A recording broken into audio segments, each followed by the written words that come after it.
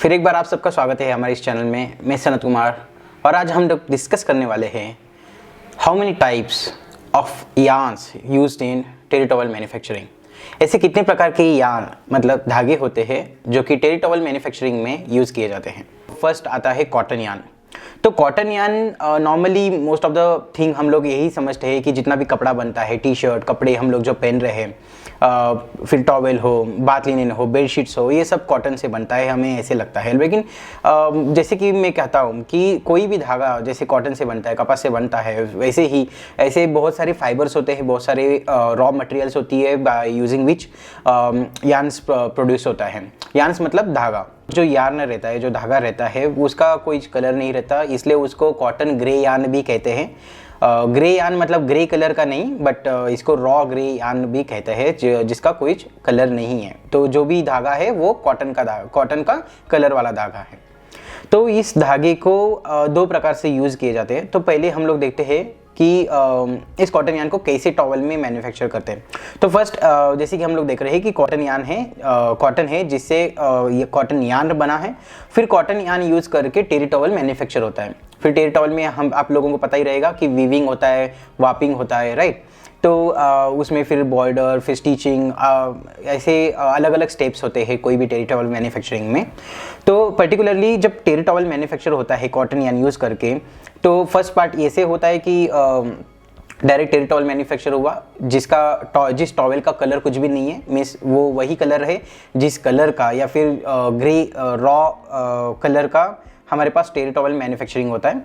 तो उस टेरिटोरियल को डाइंग में भेजा जाता है। तो वो पूरा जो पीस रहता है, तो यहाँ पे एक बात हमें समझनी है कि जब टेरिटोरियल यार्न कोई भी यार्न यूज़ करके जब टेरिटोरियल मैन्युफैक्चर होता है तो वो एक सिंगल पीसेस मैन्युफैक्चर नहीं होता। तो उसमें 100 पीसेस 200 पीसेस एक लॉट में मैन्युफैक्चर होते हैं। जैसे कि आप इस फोटो में देख रहे होंगे अभी, तो ये कोई पर्दे नहीं है, तो ये टेरिटोरियल है जिसका कटिंग और स्टिचिंग होना बाकी है।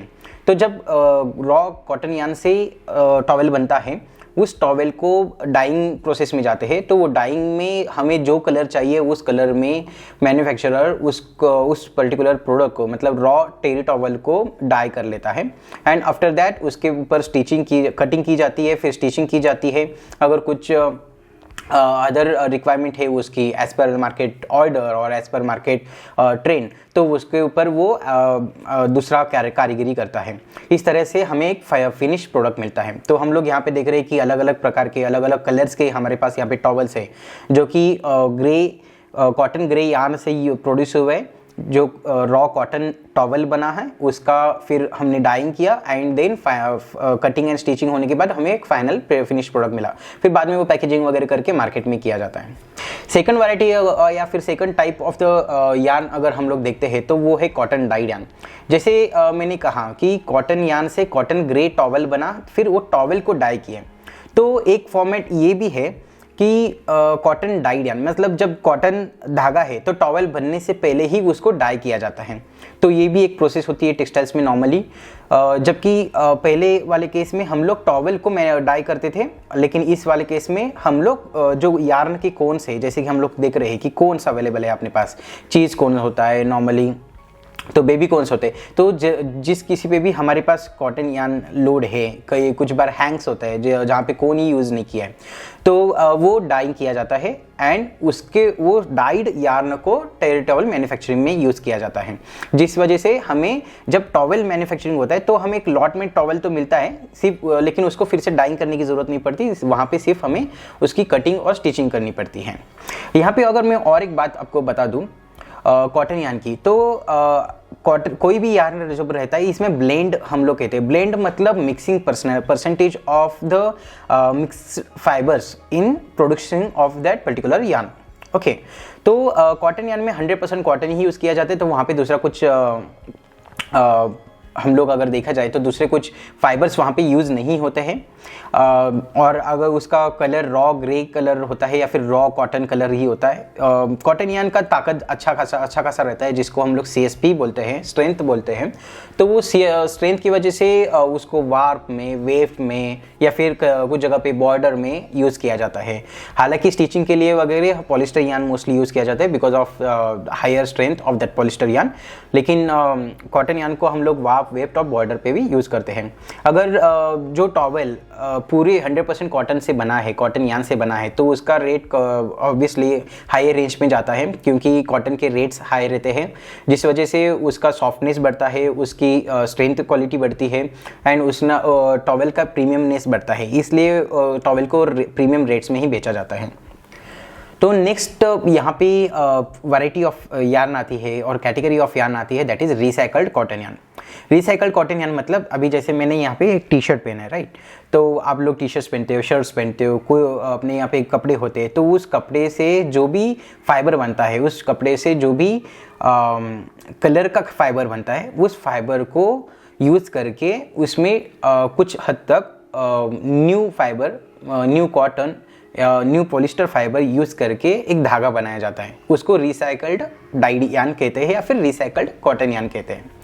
एंड अगर मैं ब्लेंड की बात करूँ तो इसमें जितने भी स्पिनिंग मिल मैन्युफैक्चरर्स है, तो most of the spinning mill manufacturers use करते हैं 80-20, मतलब 80% यहाँ पे कॉटन रहता है, 20% यहाँ पे पॉलिस्टर और डिफरेंट फाइबर्स यूज़ किए जाते हैं, सो दैट हम लोग जो इसकी धागे की स्ट्रेंथ है, वो धागे का स्ट्रेंथ बढ़ सके, इसका ताकत बढ़ सके।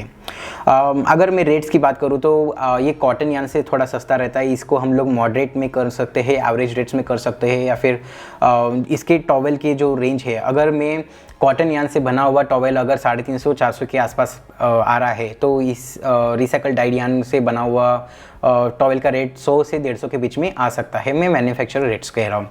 तो इस तरह से ये एक अलग वैरायटी हो गया, अलग कैटेगरी हो गया कॉटन या टाइप्स ऑफ यार्न्स का। अगर मैं नेक्स्ट टाइप ऑफ यार्न के बारे में बात करूँ तो ये है कॉटन पॉलिस्टर यार्न।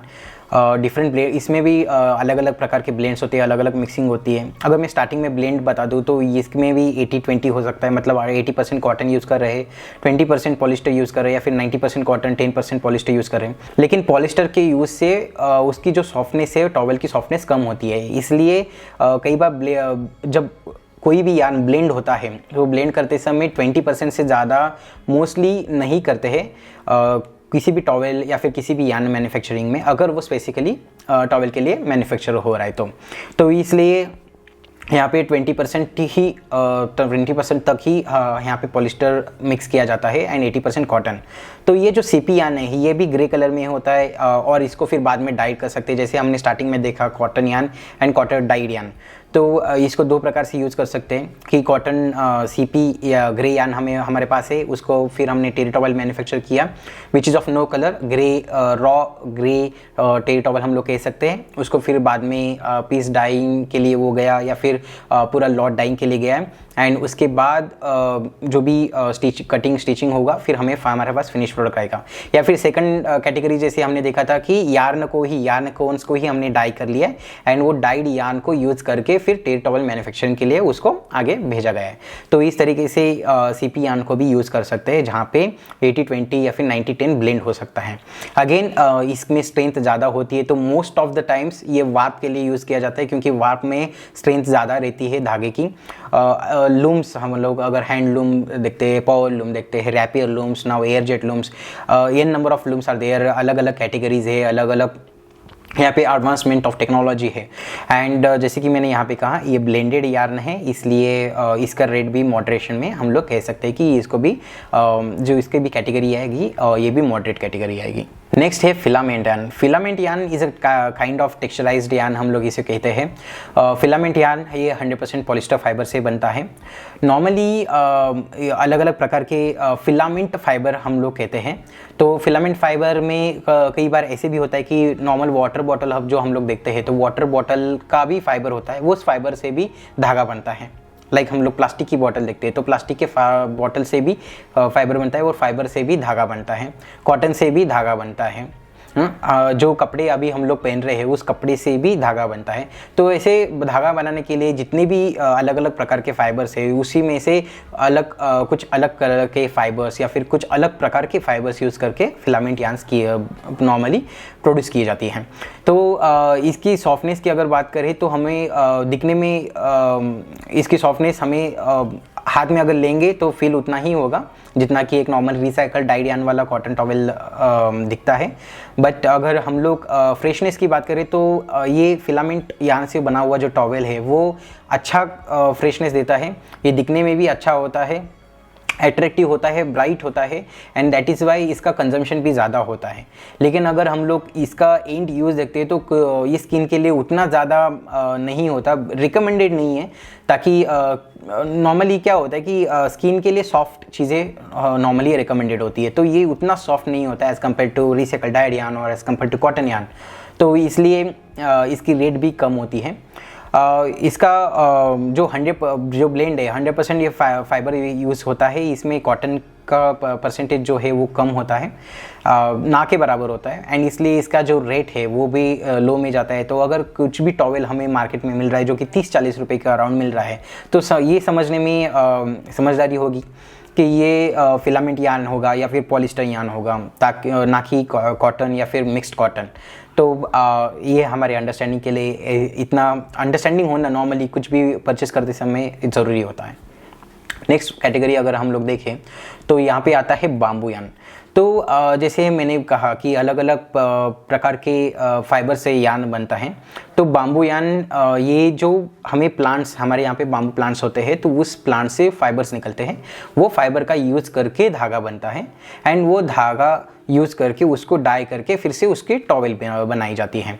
तो इसमें भी 100% ब्लेंड बाम्बू यार्न में ही रहता है, और मोस्टली इसका जो प्रीमियमनेस है वो कॉटन टॉवेल से भी अच्छा आता है, क्योंकि इसका सॉफ्टनेस अच्छा आता है, इसका क्वालिटी अच्छा आता है, ब्राइटनेस अच्छा आता है, एंड अगेन जो फिनिश्ड प्रोडक्ट की फिनिश्ड क्वालिटी ऑफ प्रीमियमनेस जो हम लोग कहते हैं, तो इसमें बाम्बू यार्न में वो ज़्यादा रहता है। इसलिए नॉर्मली इसको यूज़ किया जाता है। नॉर्मली इसको मिक्स किया जाता है कॉटन यार्न के साथ, और बाम्बू यार्न को पर्टिकुलरली वेफ्ट के लिए और वाप के लिए मोस्टली यूज़ किया जाता है। बॉर्डर के लिए वगैरह इसको यूज़ नहीं करते हैं। अगर मोस्टली अगर देखा जाए तो इसमें परसेंटेज ऑफ यूज़ इसमें वेफ्ट के लिए ज़्यादा आ जाएगा, क्योंकि वाप के लिए कॉटन मोस्टली यूज़ किया जाता है, क्योंकि bamboo yarn itself is costly, and इसलिए जो फिनिश प्रोडक्ट रहता है वो उसका कॉस्ट बढ़ते जाता है, एंड इसलिए उसको प्रीमियम में ही बेचा जाता है। एंड अगेन जब हम लोग वो मार्केट में लेते हैं तो मार्केट में उसके कॉस्ट को मिनिमाइज़ करने के लिए बाम्बू यार्न को कॉटन के साथ ब्लेंड किया जाता है, एंड जो फिनिश प्रोडक्ट मिलता है वो हमें मिक्स्ड बाम्बू का फिनिश प्रोडक्ट मिलता है यहाँ पे। अगर नेक्स्ट कैटेगरी के बारे में बात करें तो हम लोग यहाँ पे कह सकते हैं कि ज़ीरो ट्विस्ट यार्न। तो जो कोई भी यार्न मार्केट में मिलता है तो उसमें काइंड ऑफ ट्विस्ट रहता है। ट्विस्ट मतलब एक धागा है, उसको हम लोग ट्विस्ट कर रहे हैं तो उसकी स्ट्रेंथ बढ़ती है, राइट, और थोड़ी लंबाई भी बढ़ती है, तो स्ट्रेंथ बढ़ती है। लेकिन ज़ीरो ट्विस्ट यार्न में नॉर्मली वो उसका कुछ ट्विस्ट नहीं रहता है, जिस वजह से उसकी सॉफ्टनेस अच्छी रहती है।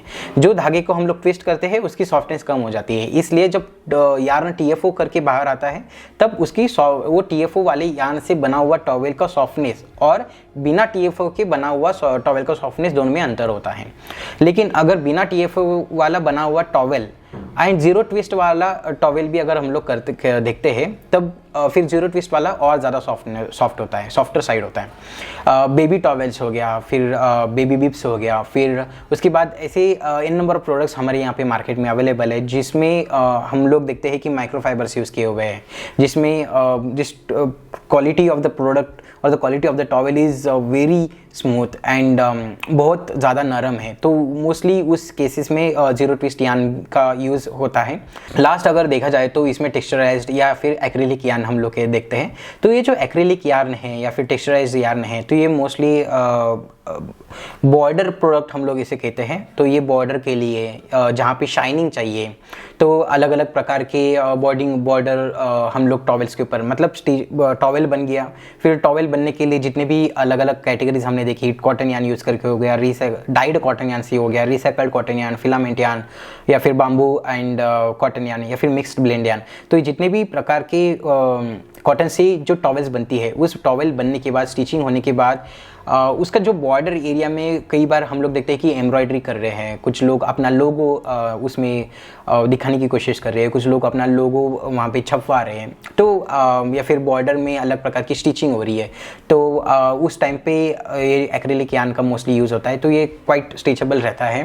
तो इस तरह से ऐसे अलग अलग प्रकार के वैराइटीज़ होते हैं यार्न की, अलग अलग प्रकार के कैटेगरीज होते हैं यार्न की, जिसकी स्ट्रेंथ अलग अलग होती है, जिसका ब्लेंड अलग अलग होता है, जिसका मल्टी एंड यूज़ अलग अलग होता है, and it all complete depends on the type of product you want, the finished product you want or the manufacturer want, and yes, इतने ही सारे कैटेगरीज हैं। And if you would like to know something more about it, और अगर आपको कुछ doubts है, कुछ questions है, एंड इन केस अगर आपको ऐसे लगता है कि किसी टेक्सटाइल रिलेटेड दूसरे टॉपिक के ऊपर आपको वीडियो चाहिए, then please do let me know in the comment section. इस वीडियो में सिर्फ इतना ही। अगर वीडियो अच्छा लगा तो लाइक कर दीजिए। इस वीडियो को लाइक करने के लिए आपका धन्यवाद, कमेंट करने के लिए आपका धन्यवाद। अगर आपको किसी दूसरे टॉपिक पे वीडियो चाहिए जो कि टेक्सटाइल रिलेटेड हो या फिर क्वालिटी रिलेटेड हो, तो आप मुझे कमेंट कर सकते हो। उस टॉपिक के ऊपर वीडियो बनाने की जिम्मेदारी मेरी। इस वीडियो में सिर्फ इतना ही। Thank you so much.